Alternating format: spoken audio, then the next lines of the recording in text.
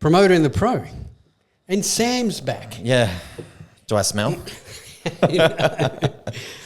I'm sweating because I'm still just finished training. Yeah. So we got you told me you got 10 minutes. I'm time poor. I'm always time poor. I have kids. You haven't been on for ages. We haven't actually filmed. I did film one with Betty. Yeah, it was nice. In your absence. Yeah. That was one of the most watched ones we've ever done. So what does that tell you? Oh, well, there you go. Dump me. Anyway, give us in 50 words or less what's happened to you in the last month. It's been a challenge. My middle child had his leg broken, his femur. So we spent 20 days in hospital. Yeah. That was an experience that I don't want to ever do again. No. And I'm sure those who follow Sam would have seen your stories. Yeah, I just dealt with a lot of shit. Literally. And screaming kids and crying kids. It's just sadness surrounded by misery. Yeah. Hospitals are not a fun place. It's not a normal and hospital. Especially children's hospitals. Yeah, the children's hospital. Just like poor, sick kids, in like things that I wish I'd never, like we just go out normal day-to-day life and we're having a good time.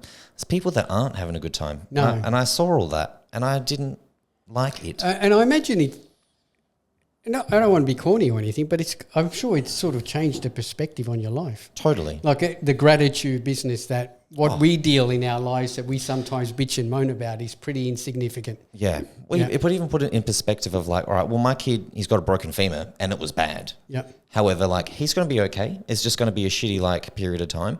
Whereas there's kids out there that their life is just suffering. Yeah. So I was like, okay, things could be worse. And things are going to be okay. Yeah. But yeah.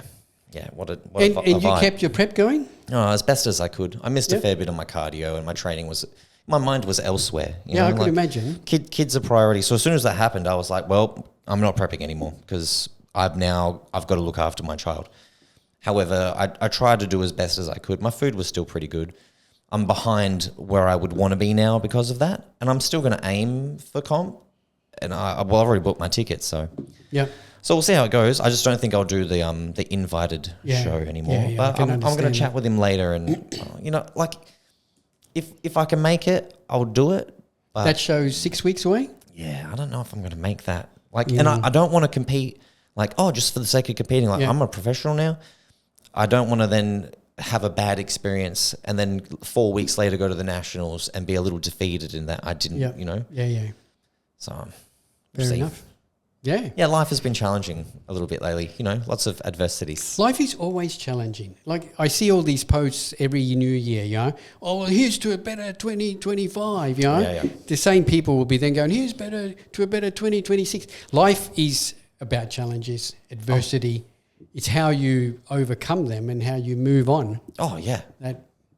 That's my philosophical thing. Yeah. But it is. I'm at that age now where, look, there's constant challenges, everything, all the time. There's never a good year. No. And what your definition of a good year is. But as far as I'm concerned, I'm at that stage of my life now where every year that I'm here is a good year. Yeah. As long as my kids don't get hurt. I'm still able to train. I'm able to do all these things. That's great. Yeah. And in between, you're fighting all sorts of things, Yeah. Broken femurs, business uncertainty. There's just always something going on. Anyway. Yeah.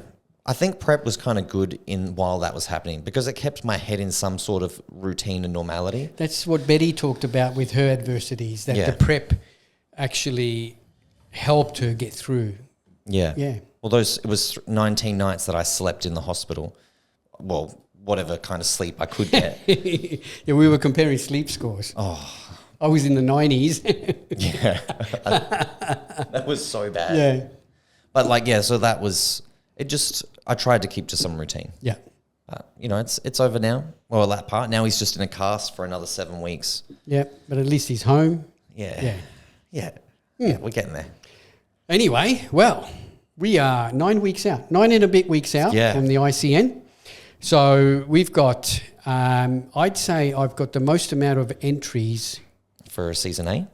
For a season A, 9-10 weeks out that I've ever had, the start. And there's entries now coming in. So the entry is now open, everyone. So get your entry in. You don't need to pay your entry fees. And I always tell everyone, get your entry in early because you get the cost of the ICN membership out of the way. You don't have to pay for your entry fees right up until near the show. So it just spreads all the cost out. But it also helps me so we know numbers planning. Yep. But planning wise, every year I get better and better. But it is 25 years. You still stress out about it. Yeah, I still stress out. But I've got everything sort of organised. The swords. Oh. I've got them on hold, but I haven't actually bought them yet. Oh, okay. So they're there. Yeah. Okay. Yeah. Oh. There's one thing I will announce now, that last year we announced that we were giving out a sword for the overall and the wellness. Oh. Even though wellness isn't a pro division, I thought we'd reward the wellness girls. So we did that last season, was the first time we did it. So that was 9 swords. Well, guess what?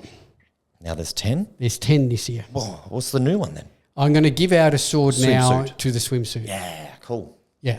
Yeah, that's good. So hopefully, girls, enter the swimsuit division.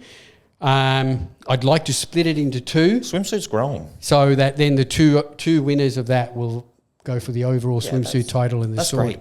Yeah. Swords. So there'll be 10 swords given out this year. That'll be good. Yeah. Shit, I might have to do like men's physique, board shorts and all. So technically you qualify for could. that. But you wouldn't be able to get a men's physique pro card because you're only allowed to hold two class pro cards. Yeah, that's fair. Yeah. Yeah, okay. All right. Let's go. Yeah. So get your entries in. I hope everyone's going along with your prep. How's all your clients doing? They're all doing really good. Yeah. Yeah. Bettina's looking amazing. Bettina, it's amazing how she all of a sudden just bang changed. Yeah. Yeah, she still whinges all the time, but she's doing the work. It's quite hilarious. I know she'll be watching this and be like, oh, Sam. That's right. No, she's looking really amazing. One thing I want to touch on is a little bit about drug testing. Yep. So we did we've done now a couple of out of competition drug tests. I saw that little video you posted just before. Yeah. So go check out the ICN South Australia Instagram page. You've got the reel on there on this test. That result has come back and this gentleman was negative. Yep, which is excellent. I mean, the last thing I want to do is get a positive drug test. Yeah. But speaking of that, what frustrates me so much is online, you see all these comments and everyone's just saying that everyone's on drugs, even in the natural shows. Oh, well, I get it all the time. Yeah, I know, but it's a frustrating thing because I've been doing this now for 25 years and in all that time, there's been hardly anyone that I've been suspicious of being on drugs.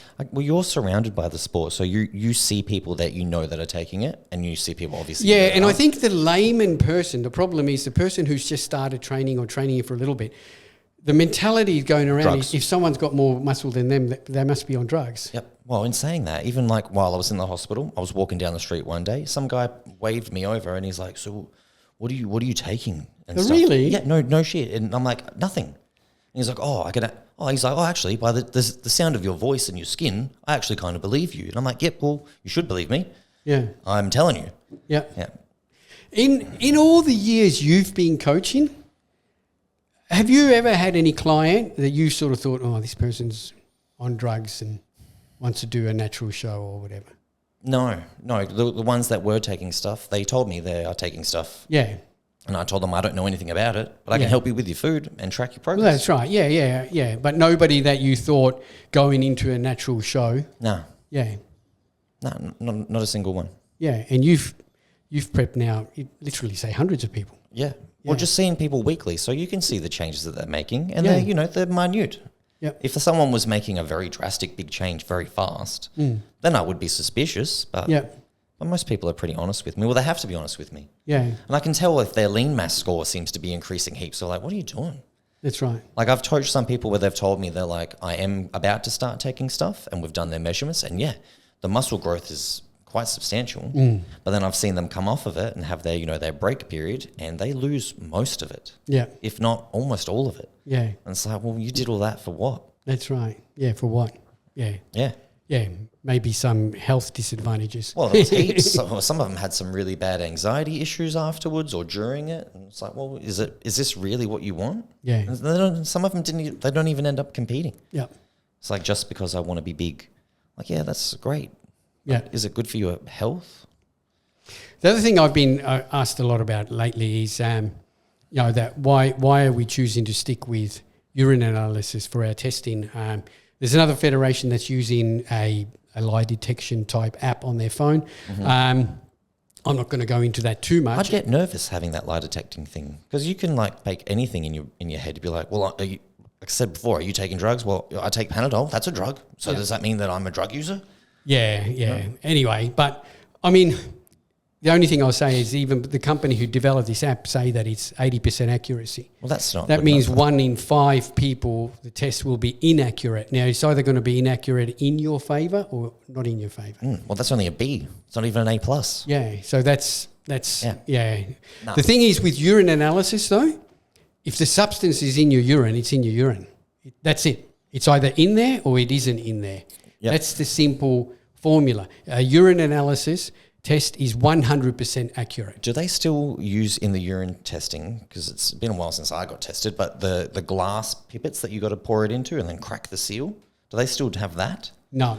So that's changed. Yeah, but they're sealed containers that you seal yourself. Yep. You seal them with the tape, you initial them and everything. So then else. you know it can't be tampered. The tester doesn't touch anything. Okay, yeah. Everything, the whole test is given to you. You then open it up, you separate the vials, you go and fill the sample pot up, you put them up and you split them into 2 samples, you seal them up and it clicks into place. Yes, and you put a tape over the top that's of it. exactly right. You then put them into the bag, sealed bag that's given to me. And then you're able to... Now, that's how if I break open that bag, the tester who does the sample testing will see that this bag has been compromised. Yeah, okay. So you pretty much... just from memory, I remember like pouring it in and then putting the thing on and then it has a seal that snaps and they're like, well, that's it now. Now it's done. And so then you can't have anything sprinkled in of like drugs. Yeah. So then go, oh, I didn't know how that got there. Yeah. Yeah, no, it's all... But what I was getting at was that with the analysis... If there is a presence of anything in your urine, it's there. It's there. There's nothing. The only contentious issue then is that you start, or the person starts saying how it got there. I don't know how it got there. But in the end, it's either there or it isn't there. Yeah, that's fair. Yeah. So there's no. It might be 80% that. It's 80% there. That it's 80% there, but 20% maybe not. You know? No. So and that's why we do it, and that's why. AFL, the Olympics, NRL, the Soccer Federation. Major sports. All world major sports use urine analysis for that reason. Yeah, fair. Because any other test, I could turn around and go, I'm taking you to court, and the judge would go, well, there's some non-accuracy in this test, so I'd say the result has to be thrown out. 20%. Whereas if you go to a court with a urine analysis, the judge will say, was there testosterone in the urine? Yes. Okay. Yeah. 20% is 20%. You know, so that's why we do it, and all major sports do it. It's simple as that. Because to accuse someone of cheating, you have to have all the crosses crossed and the I's dotted. Everything has to be perfect and 100%. Because it's a serious accusation. Yeah. You can't accuse someone of using drugs with an 80% or 20% failure rate. No, that's... Yeah. I know that, like, just so people also know, like, you can't test every single person that competes. No. Because let's say you have 100 people that compete. That's a lot of tests. It's a lot of tests. I know that the tests aren't exactly cheap either. No, they're not. So hence why you normally would only test winners.